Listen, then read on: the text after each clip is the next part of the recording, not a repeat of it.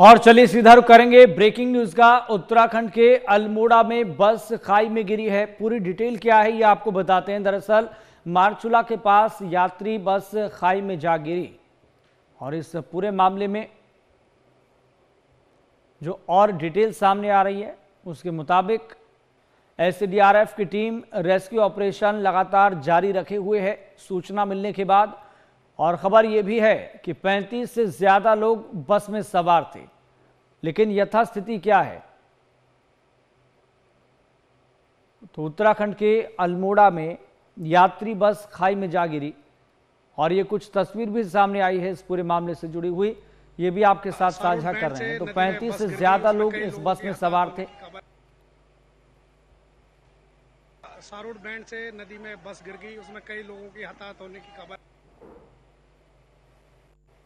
सारोड band से नदी में बस गिर गई, उसमें कई। और चलिए सीधा रुख करेंगे, संवाददाता मनीष हमारे साथ जुड़ गए हैं। मनीष, फिलहाल क्या स्थिति है? खबर यह है कि इस बस में 35 से ज्यादा यात्री सवार थे, क्या सब ठीक है या फिर ग्राउंड जीरो पे क्या अपडेट चल रहा है? देखिए, बिल्कुल एक दुखद जो है वो दुर्घटना ये सामने आई है। और जिस तरीके से दीपावली के बाद जो लोग थे वो कहीं ना कहीं अपने गंतव्यों तक पहुंचने का जो है वो कोशिश कर रहे थे, लेकिन आज सुबह ये जो अल्मोड़ा है उसके पास जो मारचूला है वहां पर ये जो है वो दुर्घटना हुई है। और 42 सीटर ये बस बताई जा रही है जिसमें कि जो ये सवारियां जो है वो रवाना हो रही थी।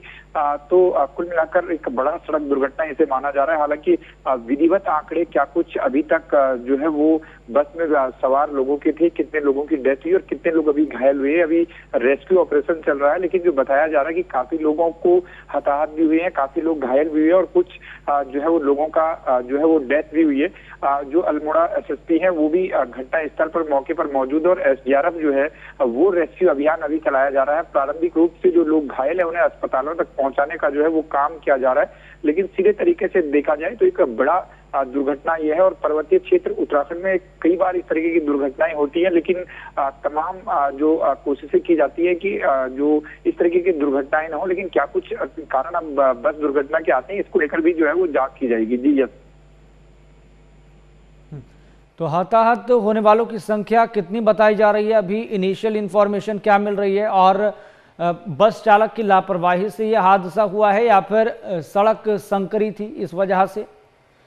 देखिए, बिल्कुल ये अभी जो है वो इस चीज को लेकर जो सरकार के द्वारा भी जांच की जाएगी और जो प्रारंभिक रूप से जो प्रत्यक्षदर्शी होंगे जो बस में सवार थे उनसे भी जब बातचीत की जाएगी, क्योंकि कुछ लोग जो है वो घायल बताए जा रहे हैं, तो प्रत्यक्षदर्शी जो होंगे या आसपास के लोग होंगे वो ये बेहतर बता सकते हैं कि हालांकि अभी तक कोई पूरी तरीके से अपडेट आई नहीं है चीजें जो जिस तरीके से, लेकिन बताया जा रहा है कि 10 से ज्यादा लोगों का जो है वो निधन होने की जो खबर प्रारंभिक रूप से आ रही है। हालांकि जब तक ऑफिशियल स्टेटमेंट जो है वो आ नहीं जाती है पुलिस की या जो एसडीआरएफ है, तब तक सारी चीजें जल्दबाजी में होंगी कि आखिरकार कितने लोगों की डेथ हुई, क्योंकि कुछ लोग जो है वो घायल भी बताए जा रहे हैं।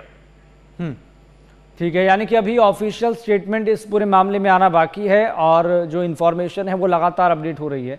लेकिन जो यहाँ स्थिति बनी हुई है भौगोलिक तौर पर, क्या पहले भी इस तरह के हादसे यहाँ पर सामने आते रहे हैं?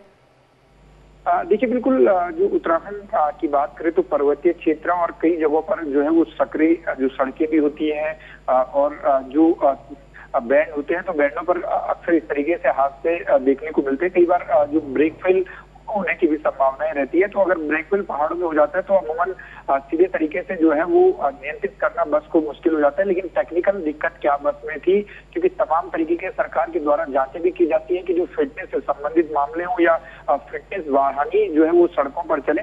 तो अब देखना ही होगा कि ड्राइवर की लापरवाही थी या वाहन में किसी तरीके को कोई दिक्कत आई थी जो इस जो है वो सड़क दुर्घटना हुई है। जी, तो सीएम धामी इस पूरे मामले को देख रहे हैं, उन तक पल पल की अपडेट पहुंचा रहे हैं अधिकारी।